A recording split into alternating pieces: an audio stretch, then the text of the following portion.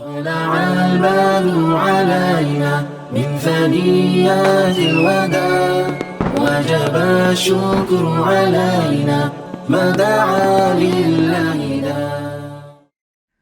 بسم الله الرحمن الرحيم. الحمد لله رب العالمين والعاقبة للمتقين والصلاة والسلام على رسوله محمد وعلى آله وأصحابه أجمعين وبعد. This is the third session where we speak about the hijrah of Rasulullah sallallahu alaihi wasallam. The first part we spoke about the preparations for the hijrah. The last session, the second session, we spoke about the actual journey, and now we'll speak about when Rasulullah sallallahu alaihi wasallam reached the blessed city of Medina.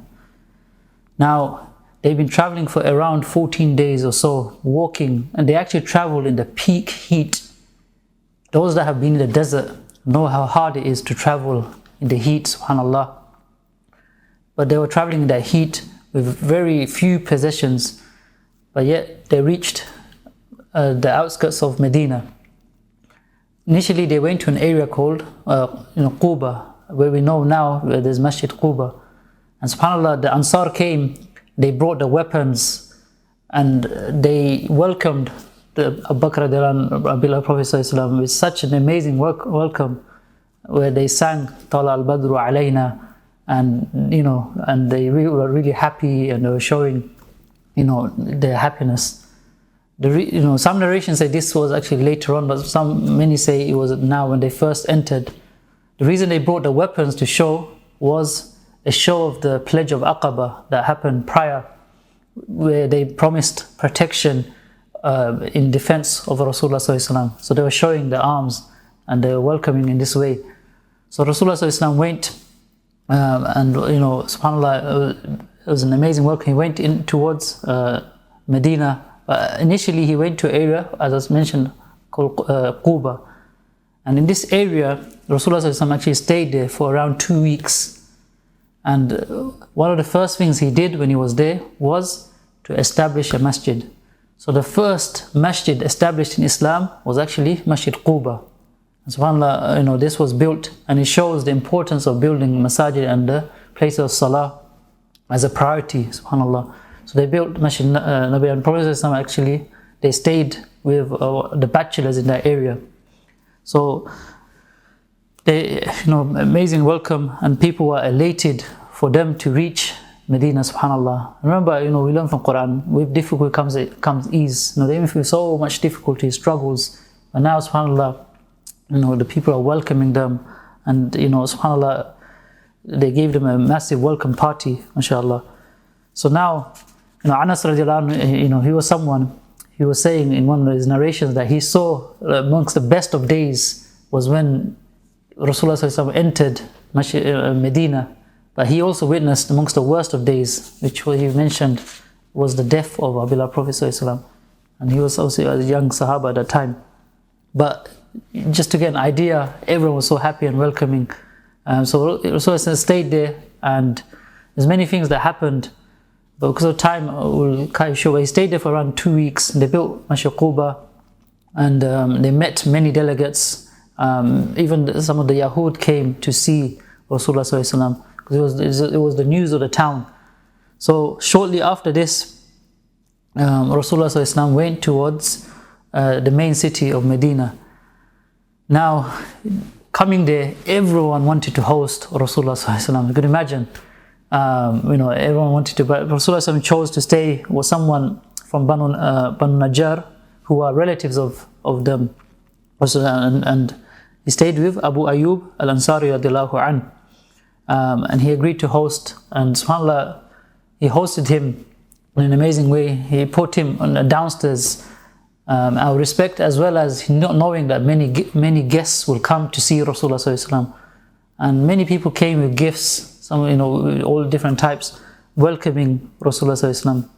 So subhanAllah, amongst the first gifts was a big wooden bowl with bread and milk, subhanAllah, and many others came over time. Now, Rasulullah sallallahu alaihi wasallam, he eventually stayed in this house for around 7 months until he was able to have his own place and other things. Now, the situation in Medina, as we know, there was many divides, many issues, Aus, Khazraj and stuff like this. There was the Yahud that were there as well. Amongst them, there were a few free Yahud tribes that were living in that area, and there were 2 Arab tribes that were there. And subhanAllah, there was a difficult situation, and they were hoping that with the coming of Rasulullah sallallahu alaihi wasallam, it will bring a new dawn. It will help improve their situation, because the Aus and Khazraj were constantly fighting. Many of the leaders were killed, and there were many problems between them. Now, one of the first things Rasulullah sallallahu alaihi wasallam said is, convey the salam, as in we should give salam and then feed the people, and kindle, and keep family ties.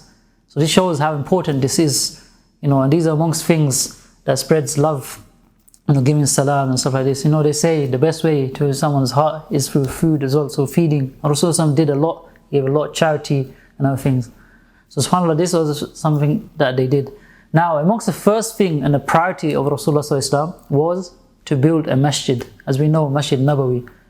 So they wanted to build a place of salah. So people, of course, wanted it to be in their land or that land, but Rasulullah, being fair, he said that wherever a camel sat, this will be the land of Masjid Nabawi. And of course, the camel was guided by Allah, and he actually went to a place where it belonged to some mushrik, some orphans actually.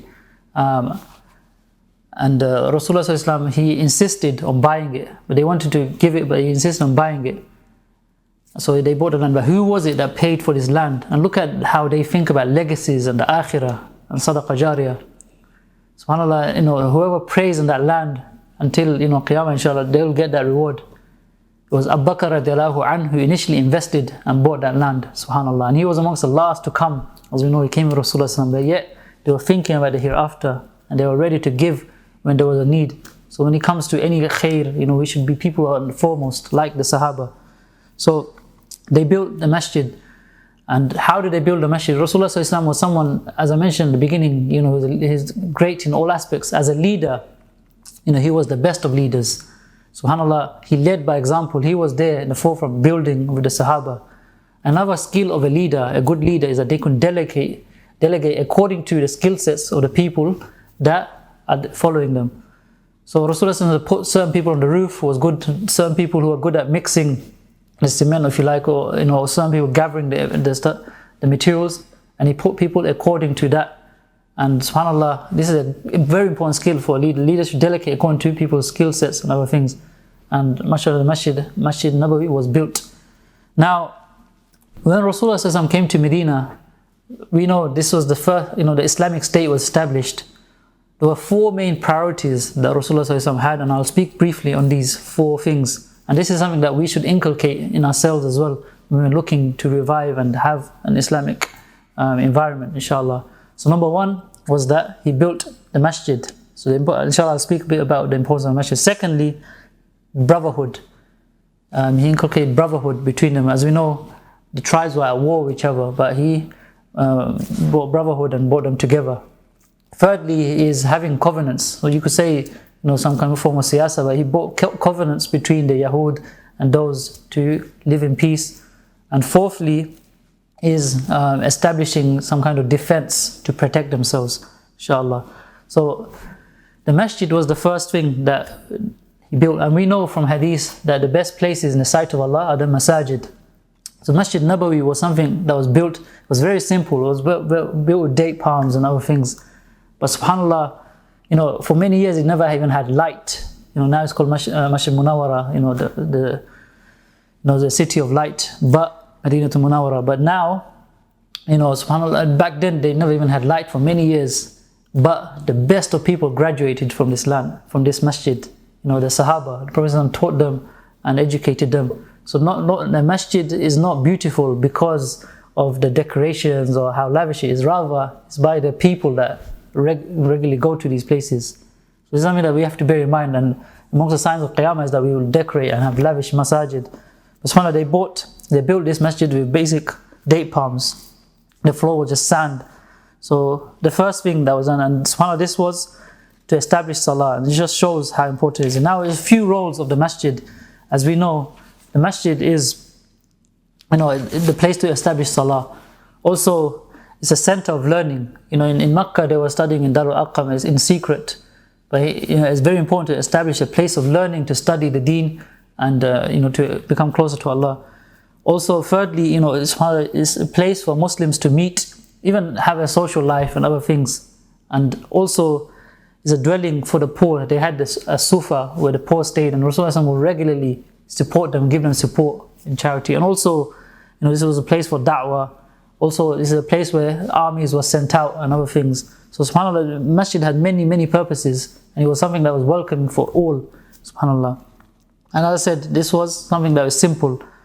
Later, shortly after, the azan was the story of azan when someone saw in a dream, and the Prophet agreed to do it like this. And Bilal radiallahu anhu was chosen to give the azan. Again, honoring someone who was a slave, shows there's no racism in Islam, subhanAllah. So he gave the azan, and many other things. Amongst the other things that I mentioned, the second thing was brotherhood. We learned that indeed the believers are brothers. So Aus and Khazraj were at war and regularly, but with Islam, Prophet Islam brought them together, and they loved each other so much that subhanAllah, they became like one. And this is what Islam does. Brotherhood is so important. We learn in hadith that the ummah of ours is like one body. Wherever it feels pain, the whole body should feel that pain. Wherever Muslims are suffering, we should feel their pain. Nowadays, just because you live a few meters away from each other, we don't look eye to eye, we don't help each other. But this goes against the principle of Islam.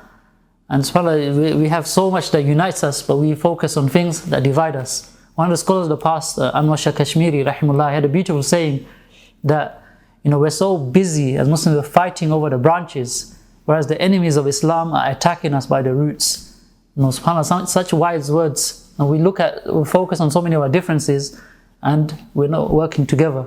So it's very important that we're united, and this is something that Rasulullah prioritized, and he worked on bringing the Muslims together. And when we talk about brotherhood, the Ansar was such that the Sahaba lived in the houses. They gave whatever they had to the Muhajir, the travelers, and that's why they have a special rank in the sight of Allah, that these are amongst the best of people, subhanAllah. So brotherhood is very, very important. And amongst the other things that I mentioned is covenants. Prophet had ties and contracts with the Yahud and others so that they could live together in harmony and peace, where they would not they would buy and trade from each other, but they shouldn't attack or other things, or side with the enemies to attack the Muslims. Later in the seerah we learned that many of the Yahud went against the covenant, and that caused problems and they were expelled. But anyway, this is something that was done. And the final thing, the fourth thing, was Rasulullah SAW prepared the defenses. He made sure that the Muslims were prepared spiritually if there was any attacks or to defend, and also physically. Sahaba were regularly doing wrestling, archery and stuff like this. So it's very important as Muslims, and it's from the sunnah of Rasulullah SAW, that we are physically fit. We learn in hadith that the strong believer is more beloved than a weak believer, and there's khair, there's good in both. And when we study this hadith, yes, it means in terms of iman comes first, that we should strengthen our iman. And this is what Rasulullah SAW will do, spiritually give reminders wise, but also physically. Our body is an amana, so it's very important that we stay fit. Inshallah, Rasulullah SAW inculcated this, and also he gave spiritual reminders of the virtues of defending and other things, because they were vulnerable as well of attacks and other things. So these are amongst the 4 priorities that Rasulullah SAW did when he went to Medina, and this is the start of an Islamic state. Subhanallah. So may Allah give us the tawfiq to revive and follow the way of Rasulullah SAW. Allow us to increase our love for him and follow him in every way, and allow us to be with him in Jannah. Ameen. With this, I'll end the series. Jazakumullah khair for you taking time out and watching and listening. Wa akhir da'wan alhamdulillahi rabbil alameen wa subhanakallahumma wa bihamdik ashhadu an la ilaha illa anta astaghfiruka wa atubu ilayk.